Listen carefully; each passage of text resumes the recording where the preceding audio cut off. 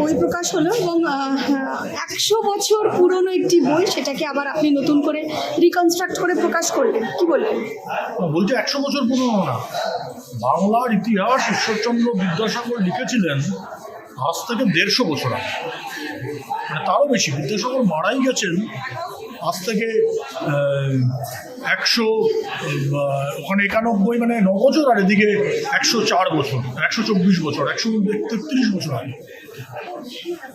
আর এই বই প্রকাশ হয়েছে মোটামুটি 150 বছর আগে বা তারও বেশি।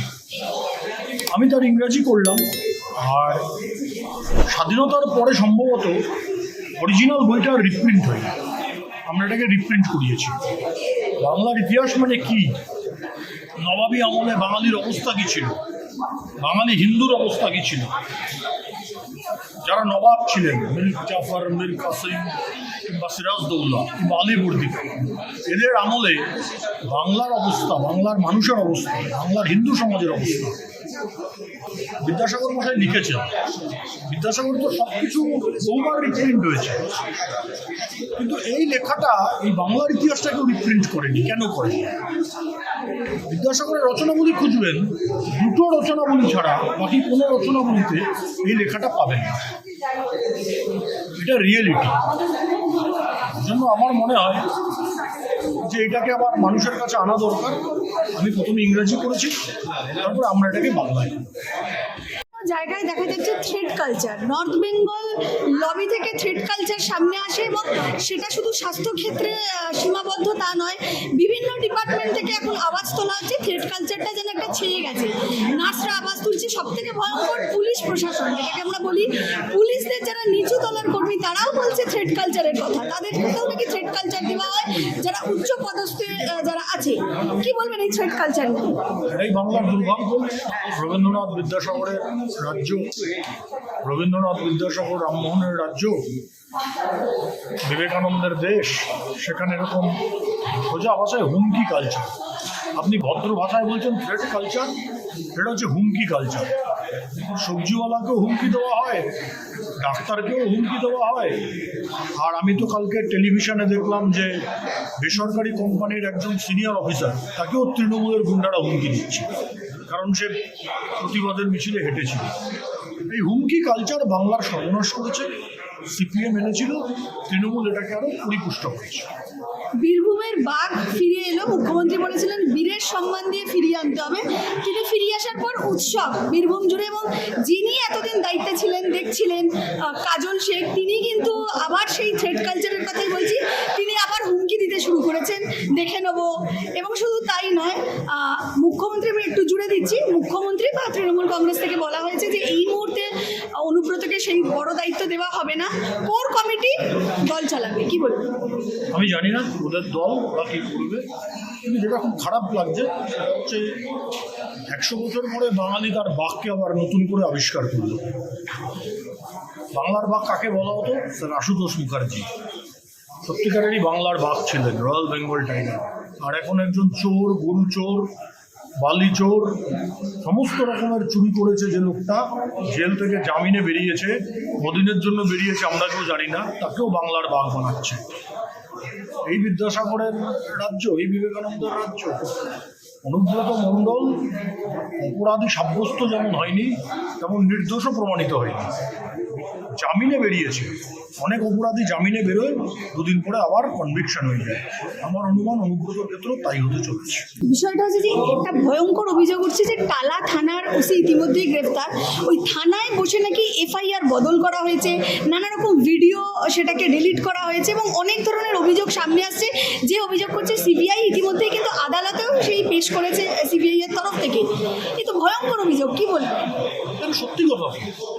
এবং যখন এই ধরনের কথা আসছে, ওই ভদ্রলোক হাসপাতালে ভর্তি হয়ে যাচ্ছে, যখনই অভিযোগ এসছে এবার জেলের হাসপাতালে ভর্তি হয়ে যাচ্ছে। আমার এটাই চিন্তা যে থানাগুলো কি এখন এই এফআইআর বদল করে দেওয়া, তথ্য প্রমাণ নষ্ট করে দেওয়া, চিটফান্ড তদন্তেও আমরা দেখেছি সিবিআই একই অভিযোগ করেছে যে তথ্য প্রমাণ নষ্ট হয়েছে। এই ক্ষেত্রেও দেখলাম পুলিশের কাজ এখন তথ্য প্রমাণ নষ্ট করা, এফআইআর বদলে দেওয়া। বাংলার পুলিশের এটা দুর্ভাগ্য। কিন্তু বিষয়টা হচ্ছে একজন ওসি, তার দায়িত্ব থানার ওপরে। একজন ওসির পক্ষে কি সম্ভব নিজে সিদ্ধান্ত নিয়ে এত বড় একটা এই ধরনের একটা খুন ধর্ষণের মামলাকে করার? মানে লিঙ্কটা কোথায়? সমস্ত নির্দেশই মুখ্যমন্ত্রীর দপ্তর থেকে এসছে। সিবিআই মুখ্যমন্ত্রীকে জিজ্ঞাসা না করলে কিছুই জানা যাবে না। সত্যিকারেরই বলছি, ভদ্রলোক যিনি ওসি আছেন তিনি ফেসে গেছেন। ওখানে কমিশনার ছিল, ওখানে অ্যাডিশনাল কমিশনাররা ছিলেন, সর্বোপরি মুখ্যমন্ত্রীর নির্দেশ ছিল। মুখ্যমন্ত্রীকে যতক্ষণ না জেরা করা যাবে এই বিষয়ের মীমাংসা হওয়া, এই তদন্তটা সম্পূর্ণ হওয়া সম্ভব। কিন্তু মুখ্যমন্ত্রী তো কিছুই জানেন না। তিনি এসএসসির সময়ও বলেছিলেন আমার কাছে কোনো তথ্য নেই, কিছু ইনফরমেশন আসে না।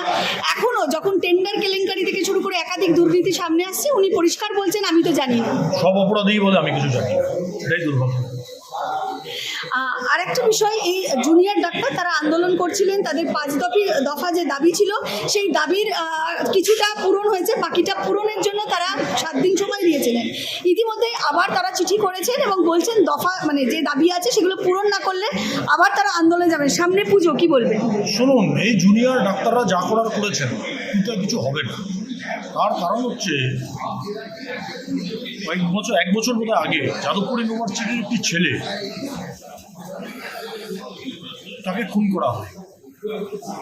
যারা গ্রেপ্তার হয়েছে অভিযুক্ত, তারা যে নকশালবন্দি সংগঠনটার সঙ্গে যুক্ত, এই আন্দোলনে সেই নকশালবন্দি সংগঠনটা আছে। কাজেই ওই যাদবপুর বিশ্ববিদ্যালয়ের ছাত্রেরও দাম আছে, প্রাণের দাম আছে, তিলোত্তমারও প্রাণের দাম আছে। এই জুনিয়র ডাক্তাররা যেগুলো করছেন মানুষকে সিরিয়াসলি আর নিচ্ছে না, কারণ এগুলো নাটক হয়ে যাচ্ছে। ওনাদের আন্দোলন আর কিছুই হবে না। আর এটাও আমি বলতে চাই, যদি কেন্দ্রে বিজেপি সরকার না থাকতো, ওই স্বাস্থ্য ভবনের সামনে বসেছিলেন, বিজেপির সরকার যদি চোখ বন্ধ করে থাকতো, ওনাদেরকে রাতের অন্ধকারে তৃণমূলের পুলিশ আর গুন্ডা বাহিনী পিটিয়ে তুলে দিত। পরের দিন থেকে ওদের খুঁজে পাওয়া যেত।